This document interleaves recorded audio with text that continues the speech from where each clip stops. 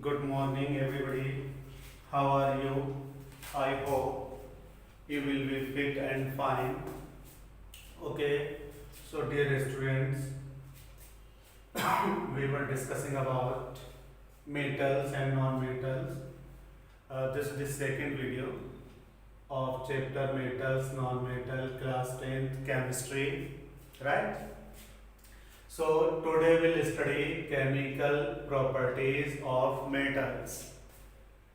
Chemical properties of an element depends on its electronic structure or electronic configuration. We know that different metals or non-metals have different chemical properties because they have different electronic configuration. For example, sodium Na11, so the electronic structure will be 281, magnesium 12, 282. So these two metals will have different electronic configuration, therefore different chemical properties. Its valency will be 1, its valency will be 2. So due to different valencies, they will have different chemical properties. So all the chemical properties of metals are decided by electronic configuration. Out of these, the most important one is metals are electropositive. Metals are electropositive. इसके नाम से ही पता चल रहा है electro positive यानी कि ये इलेक्ट्रॉन देकर पॉजिटिव चार्ज एक्वायर कर लेंगी। अब सवाल ये पैदा होता है ये इलेक्ट्रॉन देना क्यों चाहती है। हम लोगों ने पिछले वीडियो में देखा था कि हर एलिमेंट की टेंडेंसी ये होती है कि अपने पड़ोसी इनर्ट गैस के बराबर इलेक्ट्रॉनिक कन्फिग्रेशन हासिल करना चाहता है, या तो इलेक्ट्रॉन देकर या इलेक्ट्रॉन लेकर। मेटल के आपने शेल में 1, 2 और 3 इलेक्ट्रॉन्स होंगे, तो उनके पास दो रास्ते हैं, या तो 1, 2 या 3 इलेक्ट्रॉन दे दें या 7, 6, 5 इलेक्ट्रॉन ले लें। दुनिया का भी रूल है कि कम वाला दे सकता है, ज़्यादा वाला ले सकता है। तो इनकी टेंडेंसी होती है ये इलेक्ट्रॉन देकर पॉजिटिव चार्ज एक्वायर कर लेते हैं। बहुत अच्छा एग्जाम्पल है सोडियम। सोडियम की टेंडेंसी होती है कि ये इलेक्ट्रॉन देकर पॉजिटिव चार्ज एक्वायर कर लेता है, इसलिए हम इसको इलेक्ट्रोपॉजिटिव एलिमेंट कहते हैं। Therefore, we can say metals are electropositive in nature. Electropositive in nature क्या मतलब हुआ? इलेक्ट्रॉन देकर पॉजिटिव चार्ज एक्वायर कर लेंगे, right? Similarly, magnesium have tendency to give electron and acquire positive charge. Therefore, we can say metals have tendency to give electron and acquire positive charge. This tendency is called as electropositive. अब जाहिर है metal जब electropositive हैं तो non metal इनकी उल्टी होंगी, वो क्या कहलाएंगी? इलेक्ट्रोनिगेटिव। ठीक। Second property is metals are electropositive हमने कर लिया। Metals are reducing agent. हम सबको अच्छे से पता है, अभी हमने सीखा कि इलेक्ट्रॉन देकर मेटल्स क्या करते हैं? पॉजिटिव चार्ज एक्वायर कर लेते हैं। अब ये किसी को देते हैं तो उनका क्या होगा? रिडक्शन होगा। खुद का क्या होगा? ऑक्सीडेशन होगा। हमने मेटल नॉन मेटल वाले चैप्टर में केमिकल रिएक्शन में आपको सिखाया था डॉक्टर रिडगेन डॉक्टर रिडगेन। तो red means reduction, gain means gain of electron. तो जहां पर इलेक्ट्रॉन का गेन होगा उसका क्या होगा, रिडक्शन होगा। तो मेटल इलेक्ट्रॉन लूज करेंगी तो इनका ऑक्सीडेशन होना है। अब ये जिसको इलेक्ट्रॉन दे रही है उसका क्या हो रहा है, रिडक्शन हो रहा है। इसलिए मेटल्स क्या कहलाती हैं, रिड्यूसिंग एजेंट। क्या कहलाएंगी, रिड्यूसिंग एजेंट। कैसे, Na प्लस Cl2 क्या बनेगा, NaCl। अब गौर से देखो ये क्या है, सोडियम क्लोरीन, इसका नाम क्या हुआ, योर राइट, सोडियम क्लोराइड। किसका नाम चेंज हुआ, क्लोरीन का। क्लोरीन का आगे क्या लग गया, आयन। तो इसकी पहचान ये है, जिस चीज का रिडक्शन होगा उसके आगे आयड और एट लगा होगा, यानी कि उस पर निगेटिव चार्ज होगा। और वो निगेटिव चार्ज कहाँ से आया होगा, इसने कहीं से इलेक्ट्रॉन एब्सॉर्ब किए हैं, इलेक्ट्रॉन गेन किए हैं। तो मेटल्स इसलिए क्या कहलाएंगे, रिड्यूसिंग एजेंट। अब एक बार फिर समझ लेते हैं कि सोडियम जो है इलेक्ट्रॉन देगा, क्लोरीन इसको एक्सेप्ट करेगा। तो सोडियम प्लस क्लोराइड, ये रिश्ता क्या कहलाता है, ऑक्सीडेशन। ये वाला क्या कहलाएगा, रिडक्शन। अगर गौर से देखिए, सोडियम का ऑक्सीडेशन किसकी वजह से हुआ, क्लोरीन की वजह से। तो क्लोरीन यहाँ पर क्या कहलाएगा, ऑक्सीडाइजिंग एजेंट। क्लोरीन का रिडक्शन किसकी वजह से हुआ, सोडियम की वजह से। तो सोडियम क्या कहलाएगा, रिड्यूसिंग एजेंट। तो हमने क्या सीखा, metals are good reducing agent. ये दूसरे को इलेक्ट्रॉन देकर उसके ऊपर निगेटिव चार्ज पैदा कर देंगे। इस प्रॉपर्टी को हम क्या कहेंगे, रिड्यूसिंग नेचर। और इसलिए क्या कहलाएंगे, ये रिड्यूसिंग एजेंट। अगला जो है बहुत इंपॉर्टेंट है, reaction with oxygen. Reaction of metals with oxygen. जो मेटल, ज्यादातर मेटल्स हम देखते हैं अराउंड हमारे चारों तरफ जो है, हमने देखा अगर उनको खुला छोड़ तो धीरे धीरे उनकी जो चमक है, लस्टर है, वो क्या होती है, टार्निश कर जाती है। इसी को हमने नाम दिया था कोरोजन। कुछ याद आया, कोरोजन ऑफ आयरन क्या कहलाया था, रस्टिंग। तो पता ये चला जो मेटल ऑक्सीजन से रिएक्ट करती हैं वो धीरे धीरे क्या होती हैं, कोरोड कर जाती हैं। और जो ऑक्सीजन से रिएक्शन नहीं करती हैं किसी भी कंडीशन पर, उनको हम कहते हैं native metals, inert metals, noble metals.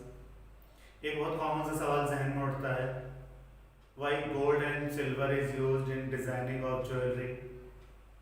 तो आप लोगों ने एक कंपनी का ऐड आता है, वो कहता है सोना है सदा के लिए। तो पता ये चला कि सोना सदियों पुराना है तब भी वो ख़राब नहीं होता है, क्योंकि सोना जो है गोल्ड है, गोल्ड की जो टेंडेंसी है वो ऑक्सीजन से रिएक्शन करने की नहीं है। इसलिए हम उसे कहते हैं Nobel metal, native metal, inert metal. अच्छा, एक कमेंट करके बताइएगा, पुराने ज़माने में सोना क्यों खरीदा जाता है, तो बैंक बैलेंस कर लेते हैं। पुराने ज़माने में जो हमारी जो दौलत जो थी, प्रॉपर्टी थी, या तो सोने की शक्ल में होती थी या गोल्ड की शक्ल में होती थी। क्यों होती थी, कमेंट करके बताइएगा। तो हमने देखा कि मेटल जो है ऑक्सीजन से रिएक्ट करेंगे तो मेटल ऑक्साइड बनाएंगे। So metals react with oxygen, they form basic और एम्फोटेरिक ऑक्साइड। बेसिक और एम्फोटेरिक ऑक्साइड। बेसिक ऑक्साइड तो आप लोगों ने सुना होगा, लेकिन ये एम्फोटेरिक क्या है, एम्फी मीन्स बहुत, एम्फी मीन्स बॉल। जो लोग दोनों हाथों से काम कर सकते हैं बराबर उन्हें एम्फीडेक्स्ट्रस कहते हैं। ऐसे क्या होता है, एम्फोटेरिक ऑक्साइड का मतलब ये हुआ जिसका नेचर बेसिक भी हो सकता है और एसिडिक भी हो सकता है। ये रिएक्शन कंडीशन पर डिपेंड करता है। अब इसमें एग्जाम में एक सवाल आता है, नेम टू एम्फोटेरिक ऑक्साइड। तो याद रखिएगा Al2O3, zinc oxide, beryllium oxide are the examples of amphoteric oxide. Amphoteric oxide. अब ये एम्फोटेरिक कैसे हैं, आइए चेक कर लेते हैं। तो Al2O3 is amphoteric oxide because it can react with acids as well as bases. क्या बनेगा 2AlCl3 प्लस 3H2, तो ये सॉल्ट और वाटर, यानी ये क्या करेगा HCl यानी एसिड के साथ भी न्यूट्रलाइजेशन रिएक्शन देगा और ये बेस के साथ Al2O3 plus NaOH, it will give sodium aluminate to NaAlO2 plus H2, इसका नाम होगा सोडियम एल्यूमिनेट। Sodium aluminate. अब फिर देखें दोबारा से, एसिड, सॉल्ट, वाटर, इनको हमने नाम दिया था न्यूट्रलाइजेशन रिएक्शन। तो जो एम्फोटेरिक ऑक्साइड हैं ये एसिड से भी रिएक्ट करेंगे और बेस से भी रिएक्ट करेंगे, यानी दोनों जगह ये न्यूट्रलाइजेशन रिएक्शन देंगे, इसलिए इनका नाम है एम्फोटेरिक ऑक्साइड। Amphoteric oxide. अब इसको देख लेते हैं, जिंक वाली रिएक्शन देखें। तो जिंक वाले में क्या होगा, जिंक ऑक्साइड भी एसिड और बेस दोनों से रिएक्शन करेगा। ZnO plus HCl, this will give ZnCl2 plus H2O. Similarly, ZnO plus 2NaOH, ये सोडियम जिंकेट देगा। Na2 ZnO2 plus H2O, इसको हम कहेंगे सोडियम जिंकेट। Sodium zincate. तो ये क्या कहलाएंगे हमारे एम्फोटेरिक ऑक्साइड। अब देखिए कुछ मेटल ऐसी होती हैं जो ऑक्सीजन के कांटेक्ट में आती हैं, वैसे ही ऑक्साइड बना लेती हैं, या हम यूं कहें वो एयर से फट से रिएक्शन कर रहे हैं। फॉर एग्जाम्पल सोडियम, पोटेशियम, इनको एक कॉमन नाम देते हैं अल्कली मेटल्स। क्या? Alkali metals. सोडियम Na+O2 क्या बनेगा? Na2। जब बैलेंस करेंगे तो क्या होगा? 4Na। इस रिएक्शन से जुड़ी हुई लैब कहानी सुनाता हूँ। मेरे यहाँ 10th स्टैंडर्ड के बच्चे कहने लगे, सर हमारी छोटी क्लास में हमने सोडियम नहीं देखा था, प्लीज आप दिखाइए। मैं लैब में लेके गया, मैंने अपने लैब अटेंडेंट से पूछा कि हमारे पास सोडियम है? बोले सर है तो, लेकिन बहुत पुराना है। तो शीशी खोली गई तो पढ़ लिखे तो होते नहीं ये लैब बहुत ज़्यादा। बहरहाल उसने कैरोसिन उसमें नहीं डाला था, वो खराब हो गया, लेकिन मेरा सिक्स सेंस काम कर गया। मैंने उसको फोर्सेप से काटा, अंदर फ्रेश मेटल नहीं थी। एक बच्चा आगे बैठा हुआ था, मैंने देखी कैसी, कह रहा सर सिल्वर कलर। दूसरा तीसरी रो वाला बच्चा, पर सर हमें भी दिखाइए। मैंने कैसा है? बोली वाइट है। अब बच्चे हैरान कि ये कह रहा है ग्रे, सर ने कह दिया हाँ, और दूसरा वाइट, सर ने फिर भी कह दिया हाँ। आप यकीन जानिए कितनी देर लगी? 5-10 सेकंड लगे होंगे। इतनी देर में उसने क्या किया, सोडियम जो फ्रेश काटी गई थी उसने ऑक्सीजन से रिएक्ट करके सोडियम ऑक्साइड बना लिया। अब आप अंदाजा लगाइए कि ये अल्कली मेटल्स हैं, sodium, potassium, rubidium, caesium, francium, ये कितनी तेजी से ऑक्सीजन से रिएक्ट करती हैं। तो जो जितनी ज़्यादा रिएक्टिव मेटल होगी उतना ही स्ट्रॉन्गर बेस बनाएगी। देखते हैं जरा, अब ये सोडियम क्या होगा, इतना ज़्यादा बेसिक होगा कि एयर के अंदर जो मॉइस्चर है उससे भी एब्जॉर्ब करके ये सोडियम हाइड्रोक्साइड में चेंज हो जाएगा, सोडियम हाइड्रोक्साइड। इससे क्या पता चला कि मेटल के ऑक्साइड कैसे होते हैं, बेसिक इन नेचर। ठीक, ऐसे हम पोटेशियम ले लें, K+O2 क्या बना, K2O। हम लोग हायर क्लासेस में पढ़ेंगे सोडियम जो है ऑक्साइड भी बनाता है, पर ऑक्साइड भी बनाता है, लेकिन हमारे अभी स्टडी के दायरे से बाहर है। ऐसे पोटेशियम क्या है, ऑक्साइड बनाता है, पर ऑक्साइड बनाता है, सुपर ऑक्साइड बनाता है। यानी कि जैसे जैसे मेटल की रिएक्टिविटी बढ़ती जाएगी उनके ऑक्साइड की नेचर और ज़्यादा स्ट्रांग होती जाएगी। अब हम और से देखें तो ये K2O जो वाटर में डिसॉल्व होगा क्या बनेगा, पोटेशियम हाइड्रोक्साइड। ऐसे कैल्शियम, कैल्शियम के साथ क्या होगा, Ca+O2 क्या बना, CaO।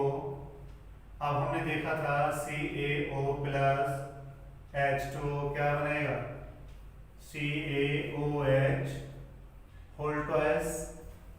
लेकिन कुछ मेटल ऐसी होती हैं बहुत धीरे धीरे रिएक्ट करती हैं, जैसे मैग्नीशियम है, तो मैग्नीशियम ऑक्सीजन से एक साथ रिएक्ट नहीं करेगी बल्कि उसको थोड़ी देर गर्म करना होगा।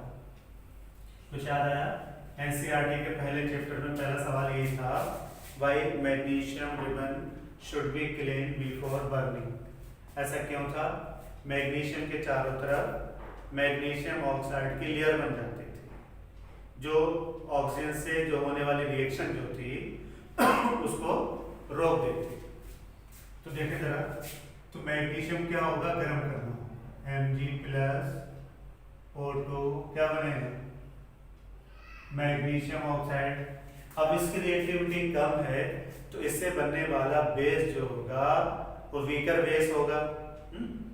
कुछ मेटल ऐसी होती हैं उनकी रिएक्शन जब ऑक्सीजन से होती है तो कई महीने लग सकते हैं, जैसे rusting of iron, rusting of copper, sorry corrosion of copper, क्योंकि हम कॉपर को रस्ट नहीं कह सकते हैं, कॉपर का तो कोरोजन ही कहलाएगा। Special case of corrosion in iron is called as rusting, है ना। अब जरा देखिए, ये वाली जो मेरा जो छोटा सा ये है, इसकी कवरिंग जो है, बॉर्डर जो है, ये एल्यूमिनियम से बना हुआ है। जब इसको खरीदा गया होगा तो ये काफी चमकदार रहा होगा, धीरे धीरे इसकी चमक टार्निश कर, हर जगह निगेटिव चीजें खराब नहीं होती क्योंकि पॉजिटिव हो जाती हैं। तो एल्यूमिनियम के साथ ये हुआ कि इसके ऊपर जब जो शाइनी अपीयरेंस है ये टार्निश हो जाती है, तो ये एल्युमिनियम ऑक्साइड की इनर्ट लेयर बना देता है, और ये एल्युमिनियम ऑक्साइड की इनर्ट लेयर जो है अंदर वाली मेटल को प्रोटेक्ट कर देती है। इसीलिए आपने कहीं पर भी नहीं देखा होगा कि एल्युमिनियम मेटल को पॉलिश किया जाए या पेंट किया जाए, बल्कि मुझे लगता है कि घरों में जो शोकेस बनाते हैं, अलमारियां सजाते हैं, तो उसमें ज़्यादातर एल्युमिनियम के फ्रेम इस्तेमाल या गिलास स्लाइडर बनाते हैं तो उसमें भी एल्युमिनियम इस्तेमाल करते हैं, क्योंकि एल्युमिनियम के ऊपर जो लेयर बनती है वो प्रोटेक्टिव लेयर हो जाती है। तो धीरे धीरे एल्युमिनियम जो है अपनी चमक जो है खो देता है और उसको अपने ऊपर एल्युमिनियम ऑक्साइड की इनर्ट लेयर बना देता है। 4Al+3O2 gives 2Al2O3।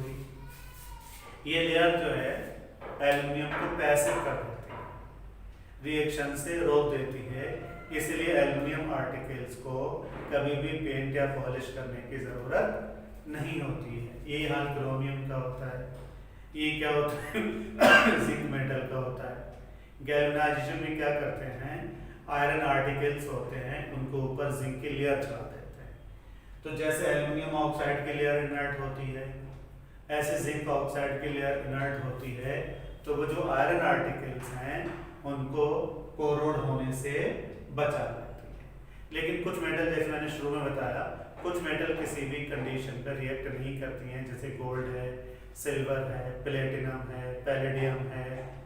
ठीक है, एक बार फिर से देखते हैं। जो हाईली रिएक्टिव मेटल होंगी उनका ऑक्साइड बेसिक होंगे, जो कम रिएक्टिव मेटल्स होंगी वो एम्फिटेरिक ऑक्साइड भी बना सकती हैं, और कम रिएक्टिव मेटल जो हैं उनसे अगर बेसिक ऑक्साइड हैं तो उनसे बनने वाले बेस क्या होंगे, वीक होंगे। तो आज के लिए इतना ही, मिलते हैं अगले वीडियो में। लाइक करिए, शेयर करिए और मुझसे सवाल करिए। Thank you very much.